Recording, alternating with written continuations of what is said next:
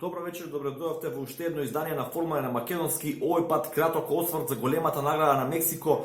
Луис Хамилтон повторно победник, повторно ги надидри Ферари со својата и стратегијата на Мерцедес. Едноставно на таа тврда компонента, на тврдата гума, Мерцедес е несопирлив во однос на Ферари и стратегиски подобро изигра со тоа што ги мапираа двете стратегии на Ферари, слепо ги следеа, меѓутоа знаејќи дека имаат подобри перформанси на тврдата компонента и со оглед на високите температури кои денеска ги имавме во Мексико, дождот кој беше најавуван сепак не дојде, успеа да искористат таа предност и повторно го гледаме Луис Хамилтон на врвот на пиедесталот, Себастијан Фетел втор со болидот на Ферари, Валтери Ботас, другиот возач на Мерцедес, го комплетира пиедесталот, додека Чарлс Леклерк, кој успеа да се доближи до водечката тројка, меѓутоа не успеа никако да се замеша во таа борба. Едноставно секој од овие 4 водачи на долг рок се извозе една собствена соло трка.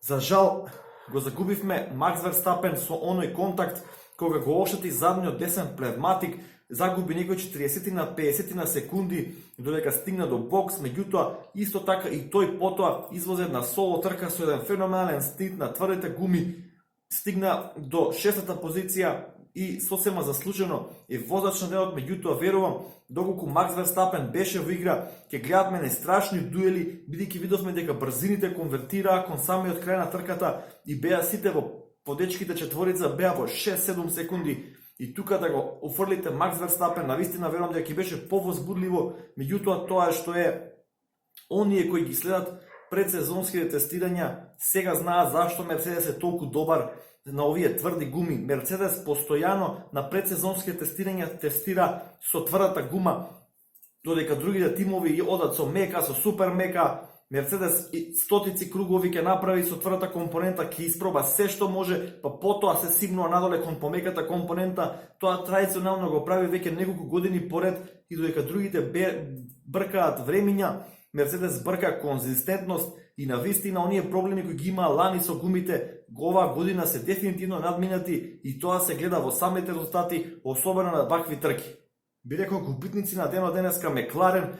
Карлос Саинц едноставно се изгуби по одличниот старт на таа тврда компонента. Болидот на Мекларен беше непрепознатлив, додека механичарите во Мекларен спрема Ландо Норис направија грешка во неговиот пит, така што еден лош ден за Мекларен, меѓутоа добар ден за Серхио Перес, миленикот на домашната публика, кој успеа да заврши седми. Понатаму официјално пласирани Даниел Рикардо од Рено, осми, кој имаше фантастичен прв стинт, 50 на круга извозе на тврдата компонента, па Пиер Гасли и Даниел Квиат, меѓутоа видовме дека во самиот финиш имаше инцидент во последниот свиок, така што тоа е се уште под истрага. Додека ја го снимам ова видео, ќе видиме што ќе излезе на крај, каков заклучок ќе извлечат стојардите. Не би имал што повеќе да додадам, навистина очекував една супер возбудлива трка, меѓутоа по првиот пистоп трката стана монотона, секој си водеше своја соло трка. Ќе повторам, да беше Макс Верстапен во игра, мислам дека ќе имавме повозбудливи моменти, меѓутоа тоа е што е уште една стратегиска битка, е уште еден стратегиски шахмат на Мерцедес во однос на Ферари.